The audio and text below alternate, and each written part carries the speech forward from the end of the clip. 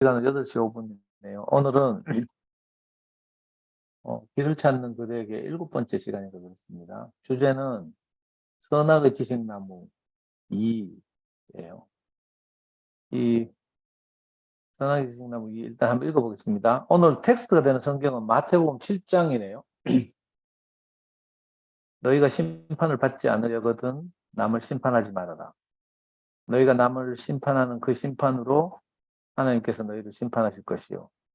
너희가 되질하여 주는 그 되로 너희에게 되어서 주실 것이다. 어찌하여 너는 남의 눈 속에 있는 티는 보면서 네 눈 속에 있는 들보는 깨닫지 못하느냐. 그러므로 너희는 무엇이든지 남에게 대접받고자 하는 대로 너희도 남을 대접하여라. 이것이 율법과 예언서의 본뜻이다. 마태복음 7장 1절 3절하고 점프해서 12절을 읽었습니다. 전에 생명나무 할 때 하고 똑같은 구조네요. 저자가 김천 목사님이 생명나무 때도 이제 생명나무 1은 그 구약성경 창세기에 나오는 걸 그대로 인용하셨고, 생명나무 2는 시대를 천 몇백 년 다시 이제 거슬러서 그 바울 시대 그 말씀을 이제 가지고 생명나무 2를 이렇게 쓰셨는데, 오늘도 마찬가지입니다. 지난주에 선악의 지식나무 1은 창세기에 나오는 말씀 그대로 인용하셨고, 다시 이제 오늘 선악의 지식나무 2에서는 마태복음 7장을 인용하면서 그 근원적으로는 창세기에서 표현된 선악의 지식나무라는 것이 구체적으로 우리가 교회 생활하면서는 어떻게 적용되는지 이제 마태복음 7장을 배경으로 해서 이렇게 말씀하고 있습니다. 이걸 7장 12절 말씀을 황금률이라고 한다네요. 성경의 가르침 중에 그리스도인의 인간관계를 한마디로 요약한 것이 있다면 그것이 마태복음 7장 12절 말씀입니다. 남에게 대접을 받고자 하는 대로 너희도 남을 대접하여라. 이 말씀을 황금률이라고 합니다. 이 말씀은 누구와도 좋은 관계를 가지는 열쇠와도 같습니다. 앞서 남을 비판하지 말라는 말씀이 나옵니다.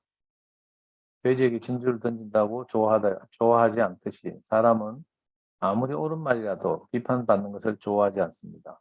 내 속에 들어왔던 것 같아요. 내가 성미와 자매로부터 비판받으면 막 미치겠거든. 내가 좋아하지 않는 것을 남에게 할 수 없습니다. 사람에게는 비판이 필요한 것이 아니라 이해와 칭찬과 격려를 통해 넉넉한 생명의 공급이 필요합니다. 모든 비판의 뿌리는 근본적으로 선악의 지식나무에서 나온 것입니다. 사람은 원래 생명나무의 공급으로 살게 되는데 선악의 지식이 들어오면 판단과 다툼과 분열이 일어나게 됩니다. 선악의 지식은 어떤 관계라도 파괴할 수 있는 것입니다. 그럼 어떻게 판단을 버릴 수가 있겠습니까? 그것은 하나님이 하시는 일을 경험할 때 가능합니다. 저 사람은 틀렸어라고 판단하고 무시했던 사람이 영광스러운 사람으로 변화되는 것을 볼 때 내가 판단했던 일이 부끄럽게 되고 우리는 그 무엇도 판단할 수 없는 사람이라는 것을 깨닫게 됩니다. 오늘 주제가 좀 요즘 우리 교회 흐름하고 많이 이렇게 직접적으로 연관도 되고 좀 이래서 긴장도 되네요. 혹시 또 내가 급발진할까봐. 근데 이제 김 목사님께서 이제 세 가지로 요약해냈어요. 선악의 지식나무 2페이지에 2번 두 번째 페이지에 가면 어떻게 하면 그 황금률을 우리 삶에서 적용하면서 살 수 있는가를 세 가지로 요약해놨어요. 이 세 가지가 아주 물론 더 많겠죠. 여기에 표현되지 않은 것은 이제 다른 분들의 경험을 통해서 추가하고 간증을 통해 추가했으면 좋겠고, 우선 저자께서 제시하신 세 가지 부분에 대해서 한번 말씀드려보겠습니다. 첫째는 우리는 다른 사람의 잘못을 안다 하더라도 나도 다르지 않은 사람이며 내가 저 사람 위치에 있으면 나도 그럴 수 있는 사람임을 알아야 합니다. 이건 너무 지당한 말씀이죠. 저는 이 말씀을 듣다 보면 이거 내가 금방 알아지던데 이게 하나님 은혜인가 봐요. 여러 형제들께서 아시는 것처럼 저는 이제 제 인생에 처음 들린 말씀이 네가 어쩔 수 없어서 그렇게 살았을 것이다 이거였거든요. 물론 우리 자매한테 한 말이지만 상도가 어쩔 수 없어서 그렇게 살았을 것이다. 내가 상도의 아버지가 될 테니까 한 번만 더 기회를 줘봐. 이 말을 들었단 말이에요. 근데 참 신기한 것은, 늘 말씀드리지만 이걸 내가 이 목사님으로부터 들었지만, 사실은 이 목사님을 통해서 하나님이 내게 하신 말씀이죠. 왜냐면 사람은 이 말 할 수 없거든. 엄마도 이 말 못했어요. 형도 이 말 못했어요. 그래서 저는 늘 손가락질 받고 정죄와 판단에 쌓여서 살던 사람이고, 그래서 안 그래도 낮은 자존감이 완전히 바닥을 기던 사람인데, 신기하게 이 말을 들으면서 제 인생이 완전히 전복됐잖아요.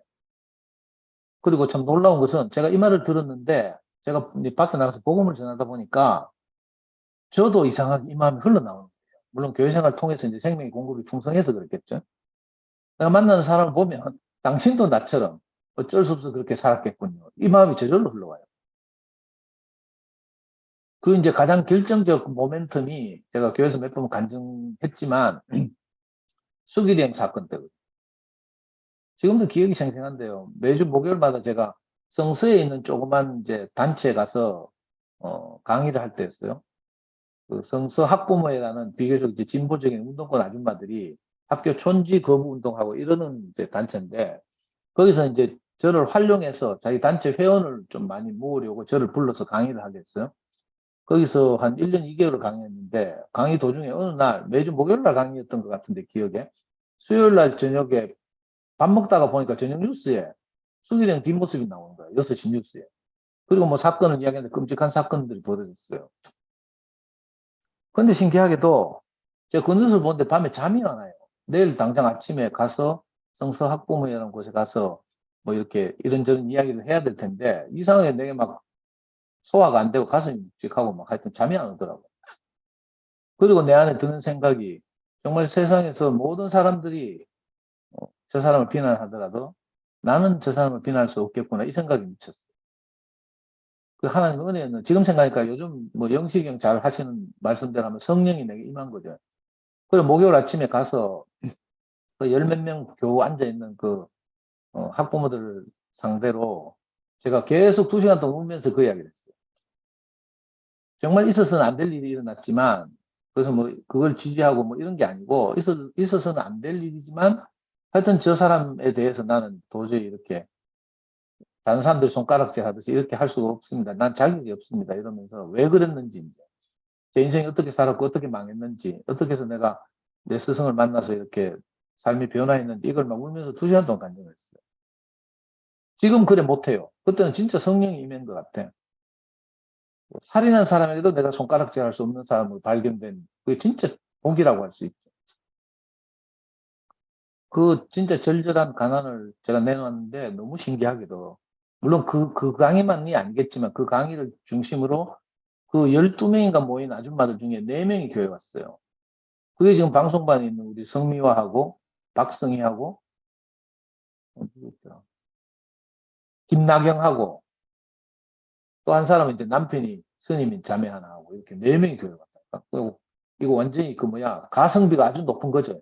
간증 대비 그 사람을 얻는 그 확률이 굉장히 높았어요. 이런 일들을 경험하면서, 아, 내가 어떻게 살아야 하는구나, 이걸 좀 더 깊이 알게 됐죠. 물론 우리 교회에서도 일반적으로 복음을 전할 때, 왜 목사님이 그 덕호 형을 충주교회로 보낼 때 하셨다는 그 전설적인 말씀 있잖아요. 네 부끄러움을 지고 복음을 전하러 가는 것이다, 뭐 이런 말씀 들었지만, 좀 더 구체적으로 저는 현장에서 이제 어떤 사람을 만났을 때 내가 도대체 어떻게 무엇을 내놓아야지 사람의 마음을 얻는가, 이걸 알게 된 거죠. 그건 정말 나는 아무것도 아니구나, 이 사실을 뭐 내 인생을 통해서 경험해서, 저는 관념적으로 뭐 내가 아무것도 아니구나 이게 아니고요. 내가 완전히 망했으니까, 아무 희망도 없었으니까, 오죽하면 내하고 같이 살던 와이프가 그 30개월 간 넘은 아이를 버려두고 갈까, 이런 경험을 제가 직접 했잖아요. 그게 너무 절망적이었어요. 그래서 내 꼬라지에 대해서 내가 변명할 여지가 없는 사람이었죠. 그전에는 내가 그래도 운동권 하면서 운동 후배들 중에 저 좋아하는 사람도 많았거든요.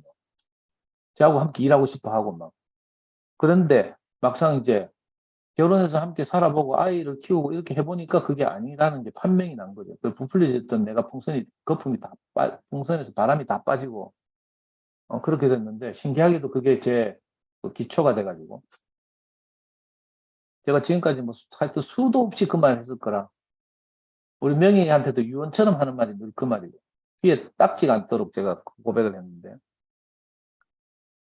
그렇게 하나님 진짜 나를 가난하게 하신 것이, 내게 아무것도 남지 않게 하신 것이 너무 감사하고 복이 됐다는 생각이 들고요. 그리고 이제 이 두 번째 말씀을 뭐라고 했는가 하면, 다른 사람의 잘못을 절대적으로 확정된 것을 생각할 수 없고, 하나님이 그것을 사용해 그 사람을 연단할 수도 있음을 생각해야 합니다. 이거죠. 저는 교회생활 하면서 여러 형제들 보면요.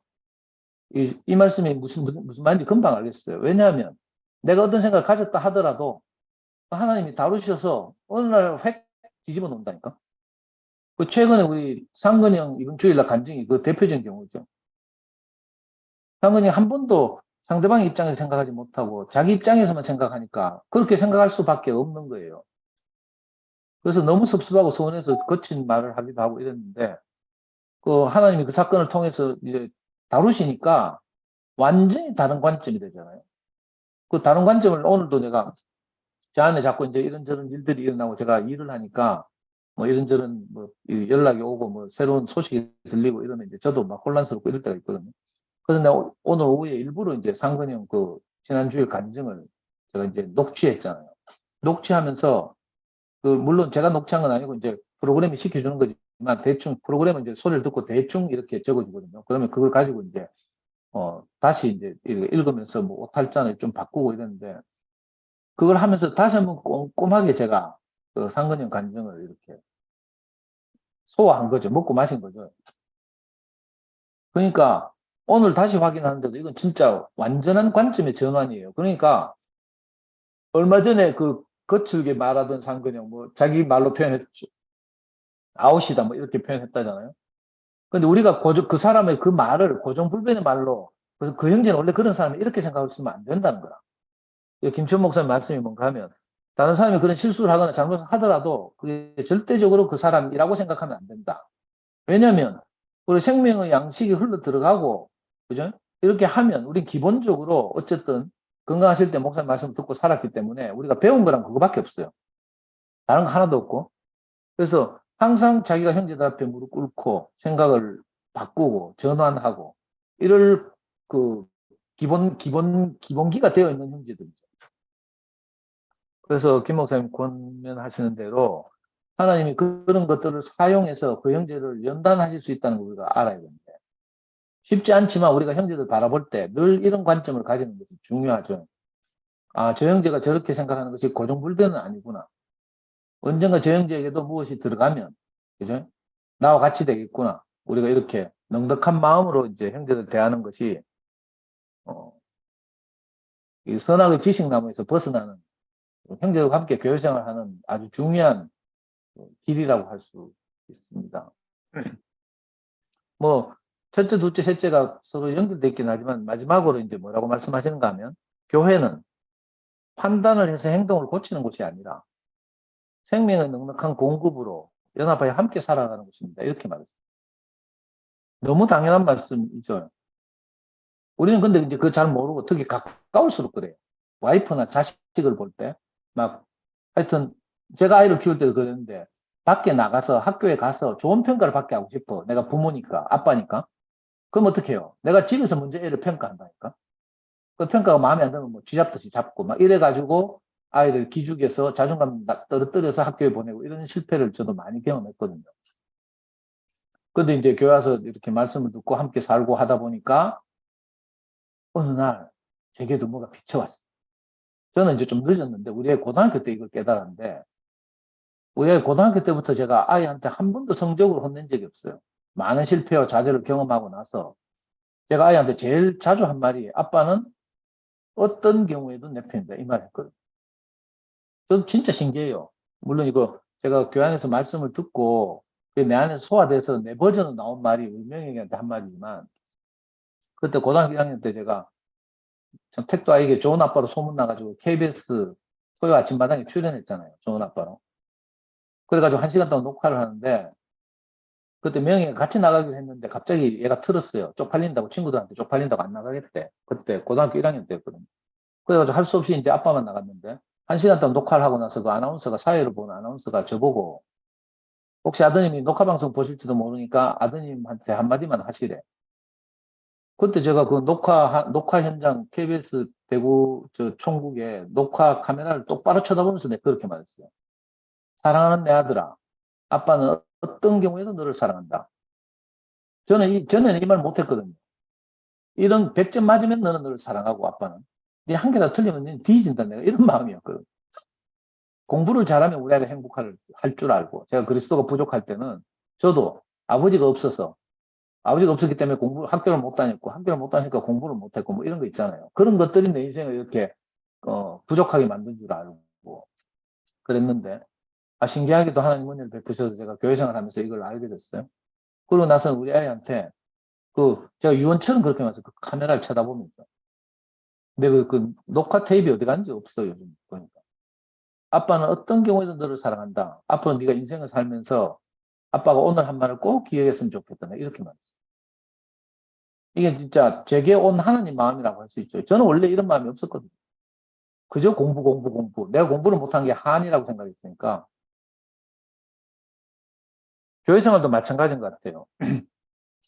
그 아이한테 이렇게 자존감을 높여주는 것이 정말 중요한 것처럼 우리 교회 안에서 서로 형제들과 함께 살면서도 이게 똑같은 것 같아요. 왜 지금 줌 모임 하잖아요. 어쨌든 저도 매일 저녁마다 줌 모임 들으려고 노력하는데, 왜냐하면 여기서 이렇게 한마디라도 하나님 말씀 듣다 보면, 그죠? 이 살면서 또는 일을 하면서 이렇게 관계 안에서 부딪히고 뭐 이러면서 생겼던 이런 것들이 싹 씻어진다니까. 물의 말씀으로 씻어 깨끗하게 하사, 뭐 거룩하게 하시고 뭐 이런 말 있죠. 에베소서 1장에 보면. 꼭 그런 것처럼. 우리가 형제들을 판단해서 그 형제가 좋아지는 게 아니고요.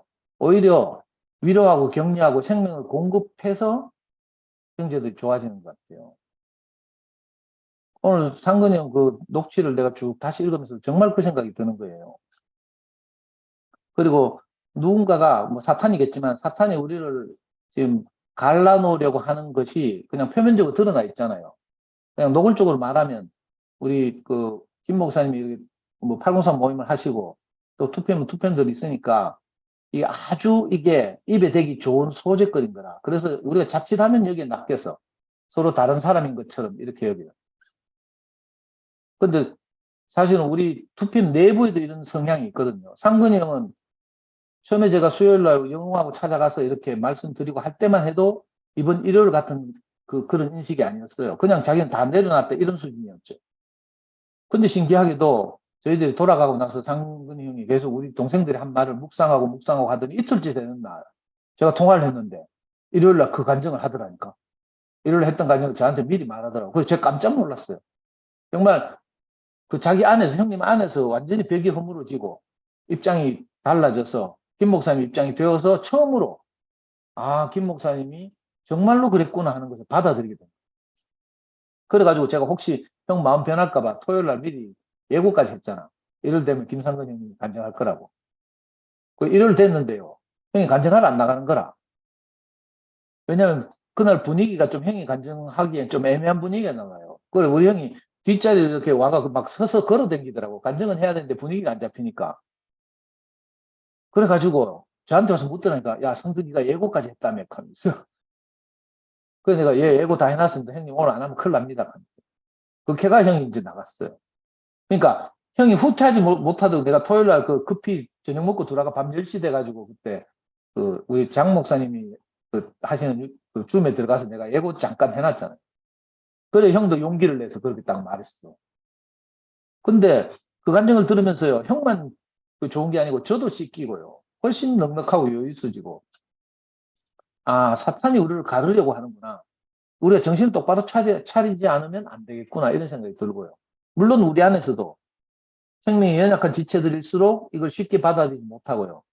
형님하고 비슷한 스탠스를 취했던 그런 분들은 여전히 김상훈이 와적하노 이게 금방 소화가 안 되거든요. 반대로 또 김 목사님을 도우려고 하는 좋은 마음을 가지신 분들 중에도 그죠?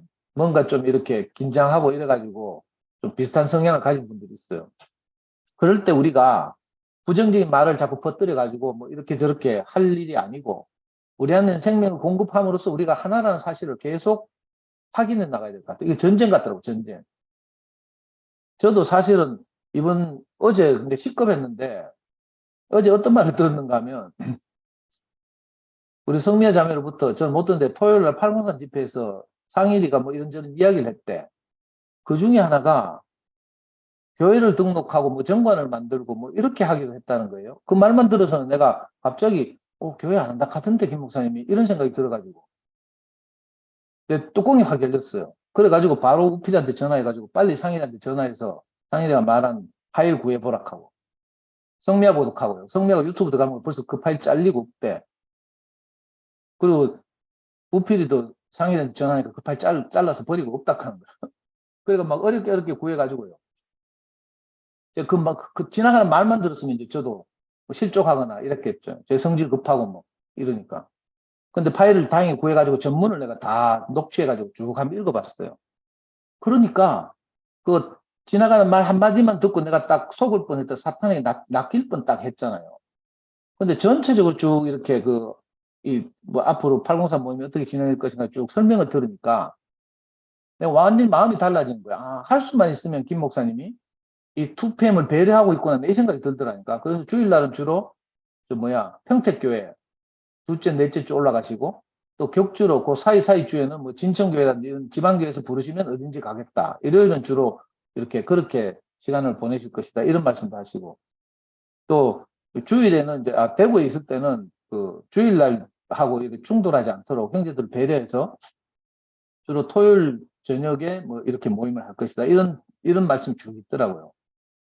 그리고 상일이가 참 고맙게도 여름 집회도 여러분들이 갔으면 좋겠다. 뭐 이런 말씀도 하시고 아직 김천 목사 만나보지 못했지만 김 목사님도 아마 가시고 싶다 이런 취지로 말씀하시고 전체적인 이야기를 들으니까 그게 아니고 할 수만 있으면 우리가 서로에게 이렇게 부담이 되지 않게 배려하고 하나가 되기 위해서 이렇게 피차간에 애를 쓰는구나 이게 보여요. 그래서 내 마음이 싹 이렇게 낚일 뻔했던 내 마음이 싹 정리되고요. 나는 그 말도 하고 싶다니까. 아니 할 수만 있으면 교회 등록하십시오. 이 말 하고 싶다니까. 왜냐하면 항상 모임 같이 유소들 빌려서 하는데 계속 비용이 들잖아요. 그럼 시간이 흐르면 그 장소에 대한 부담이 생겨요. 그럼 언젠가는 고정된 장소를 확보해야 되는데 그러려면 누군가 헌금을 해야 되죠. 헌금을 하고 나면 이거 기부금 영수증을 발행해야 돼요. 맞지? 세금 공제 같은 거 하려면 기부금 영수증이 있어야 되는데 그거는 공식적으로 지방자치단체에 교회 등록이나 이런 걸 해야 기부금 영수증을 발행할 수 있거든요. 그러니까 필요하면 기부금 영수증을 발행하기 위해서라도 교회 등록해서 해도 괜찮겠다 이 생각이 들더라니까. 괜히 우리 눈치 보고 막 이게 혹시 우리 사이에 마음에 걸림이 될까봐 재빨리 그걸 내리고 지우고 막 이랬더라고요.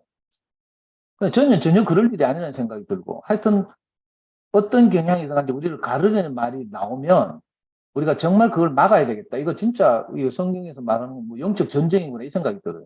우리 안에도 조금이라도 부정적인 생각이 있을 수 있고, 그죠? 서로 보면 이렇게 표정이 이렇게 뭐 안 밝을 수도 있고 이렇잖아. 이거 전부 속는 거라니까.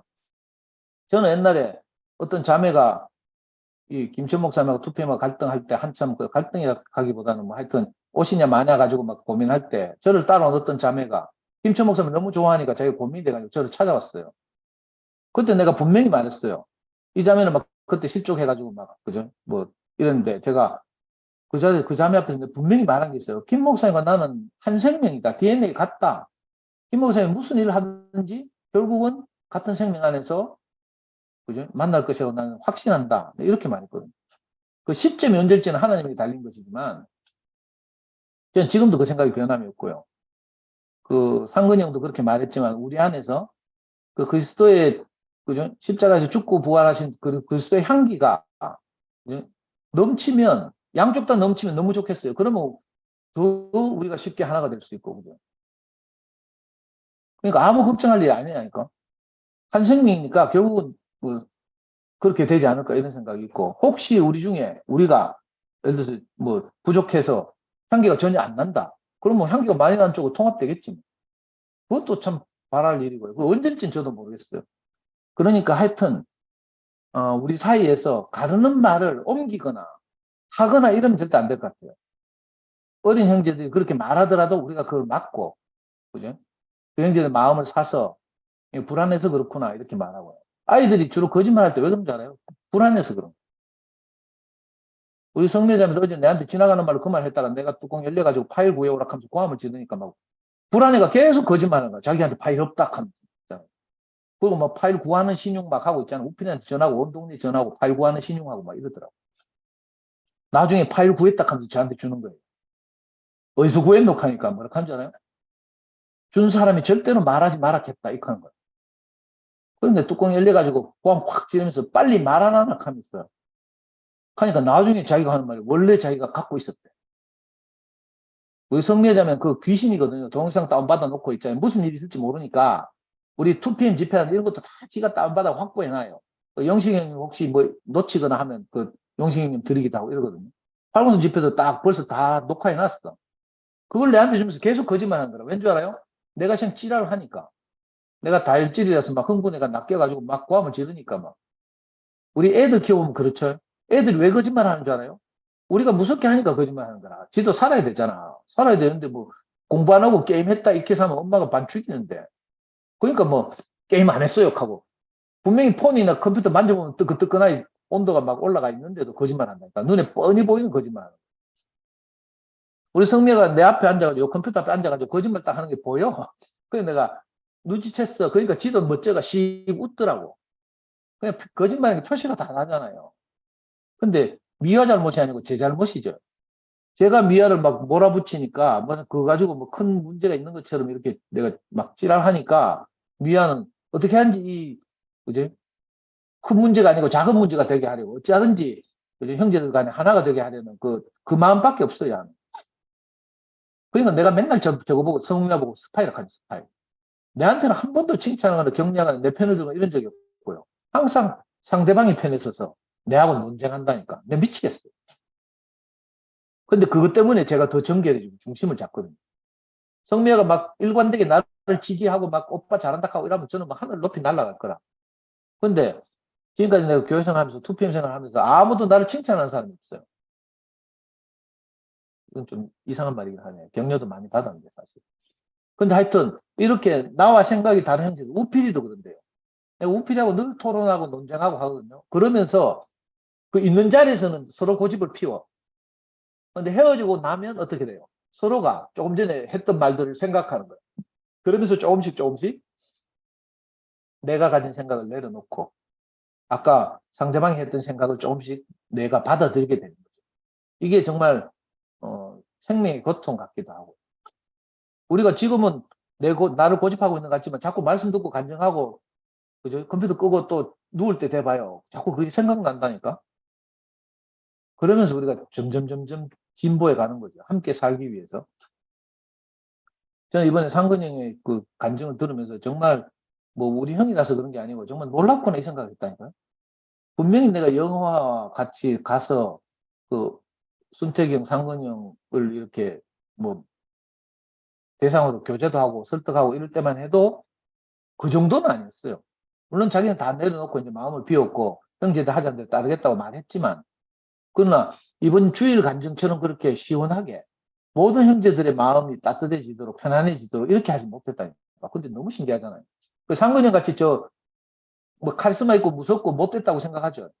근데 형도 기본기가 있으니까 죽고 다시 산 그것을 교회에서 계속 보고 살았으니까 결국은 계속 형제들의 말을 묵상하고 하더니 저렇게 전향적으로 바뀌었잖아요. 저는 이번에 큰 물꼬를 탔다고 생각하고요. 혹시 대부분 그렇지 않지만 혹시 불편한 마음으로 팔공산을 가시거나 하는 형제들이 있을지 모르잖아요. 정말 제가 말씀드린데 아무 뭐 찝찝한 마음 없이 편안하게 갔으면 좋겠어요. 나는 김 목사님이나 그 집회를 준비하시는 분들이 그래도 2PM과 가능하면 화목하려고 시간도 이렇게 중복되지 않게 하고 이런 그 배려를 내가 그 상일이가 쭉 계획을 이야기하고 하는 데서 봤어요. 그 저는 최근에 이 2PM 이런 일이 있기 전에도 김 목사님하고 내가 상당히 이렇게 많은 대화를 나누고 이랬잖아요. 옛날에 뭐 20 몇 년 전에 뭐 합표사 때문에 서울에 올라가서 같이 뭐 정주에 받기도 한 적도 있고 김 목사님이 그 미주 사역에서 많은 어려움을 겪고 이제 아무 할 일이 없어가지고 왜 그 양지바른 태양빛 아래서 왜 그 초콜릿을 먹으면서 이렇게 있었던 시절도 있었다고 말씀하시고 했잖아요.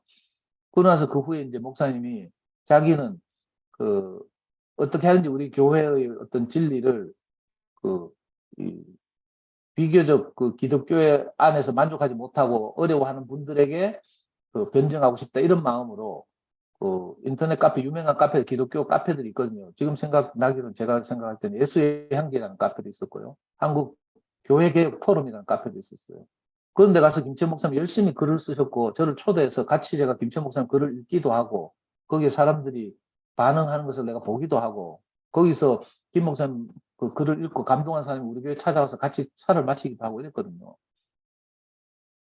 그리고 김 목사님 뭐 물론 나이는 벌써 60대지만 항상 마음은 젊어서 항상 이렇게 SNS를 하고 젊은이들의 트렌드를 읽고 어떻게 하면 이 젊은 아이들에게 이 복음이 전해질까 하는 그런 간절한 마음을 가지고 있고요. 그런 점에서 저하고도 너무 비슷하고요.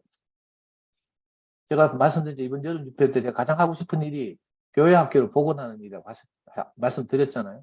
현실적으로 좀 어렵긴 하지만 어떻게든 내가 오늘도 우리 미아하고 이야기했는데 교회 공간을 확보해서 막 그런 이야기 하다가 태우피라고 세 명이서 그런 이야기 하다가 갑자기 그 목양실이 생각났어요. 그 창룡이 형 사무실 옆에 화장실로 방송실로 가다 보면 목양실이라고 있거든요. 목양실은 목사들이 원래 목사님이 계시는 곳이었잖아요. 근데 지금 뭐 평신도교회가 목사님들 다 쫓아내고 없어.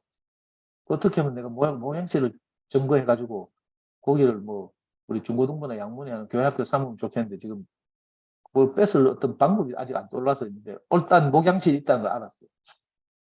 그 최악의 경우에는 우리 방송실 그 입구에 보면 조그만 방이 하나 있거든요.